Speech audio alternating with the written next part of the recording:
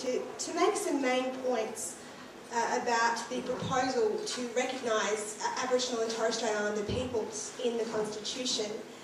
And I will make those points with the aim of facilitating our discussions tonight.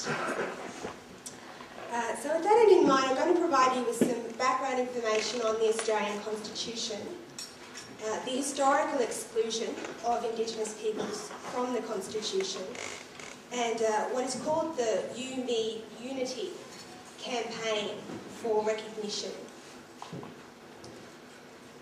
The first point that we need to consider is, what is our Constitution? The Constitution is the founding political and legal document of a nation. Now, the Australian Constitution is mainly concerned with the division of powers between the Commonwealth and the states. It has very few human rights provisions, and it does not recognise Aboriginal and Torres Strait Islander peoples. When Australians adopted their constitution in 1901, only two provisions mentioned Indigenous people, and both were by way of exclusion. Section 127 excluded Aboriginal people from the census of national and state populations. Section 5126 excluded Aboriginal people from the Commonwealth's power to make laws with respect to the people of any race. Now, the main reason for that exclusion was because Aboriginal people were already subject to state legislation. Now, at that time in 1901, some states, but not all, had protectionist legislation. Where I come from in Queensland, we had the Aboriginals Protection and Restriction of the Sale of Opium Act of 1897. Now, that would become a template for many other states to follow. Western Australia, I understand, was copied that legislation. Now, protectionist legislation essentially created a form of wardship that was applicable only to Aboriginal people. Now, once you were subject to the old protectionist acts, your life was subject to government control.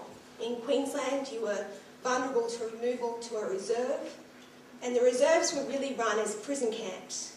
All aspects of your personal life, even down to permission to marry, was subject to control by public servants.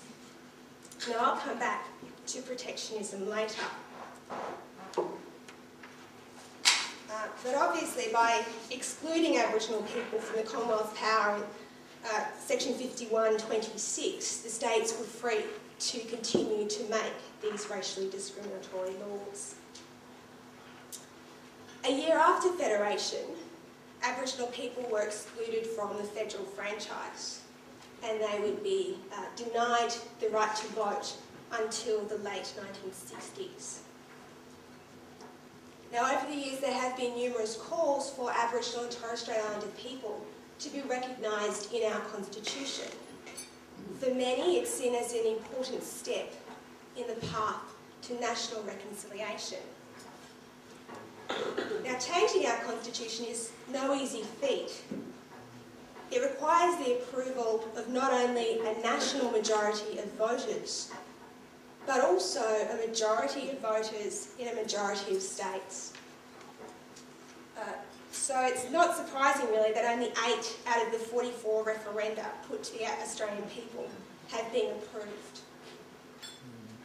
And as many of you would be aware, one of those 8 was the successful 1967 referendum. I think it was actually 90% the yes vote, which is incredible. And as we all know, that the 1967 referendum is often celebrated as the moment when Aboriginal people gained their citizenship. Now, certainly the brave individuals who were involved in the Yes Vote campaign, such as Jessie Street and Faith Bandler, they built a powerful civil rights platform. But the legal effects of the successful Yes Vote in 1967 were minimalist. Firstly, the Commonwealth gained the power to make laws with respect to Aboriginal people. And secondly, we were included in the census. Now, as I said before, there have been numerous calls for our constitution to be changed so that Aboriginal and Torres Strait Islander peoples are finally recognised. There are a number of arguments in favour of that. Firstly, a lot of us argue that the Constitution should reflect the values of contemporary Australian society. Another argument in favour of reform begins with the acknowledgement that throughout our shared history, Aboriginal people have been subject to a raft of discriminatory laws and policies.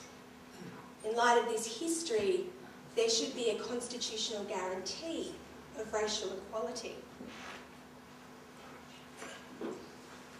Now, in December last year, the government established an expert panel on constitutional recognition of Indigenous Australians.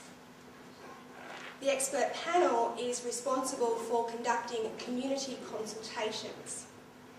Now, earlier this month, the expert panel went into cyberspace with the You Mean Unity website.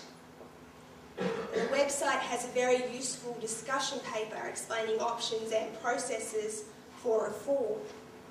It also has a list of dates for community consultations. And important dates for you to remember are the 8th of July at the Guringai Festival, and also there's going to be larger meetings in Sydney on the 28th and 29th of September. The discussion paper, however, is the starting point for this national conversation on constitutional recognition. And I read it the other day actually as I was preparing for tonight, and it's actually a very useful document. It provides the historical background, it explains the reform process, and also offers a number of possibilities for constitutional recognition, such as a statement recognising Aboriginal and Torres Strait Islander peoples that would have more of a symbolic effect rather than a legal one. It also canvasses the possibility of a possible guarantee of racial equality for all Australians. So I would commend the discussion paper to you. The panel will make recommendations to the government in December, and it set down 4 principles that will guide it in developing proposals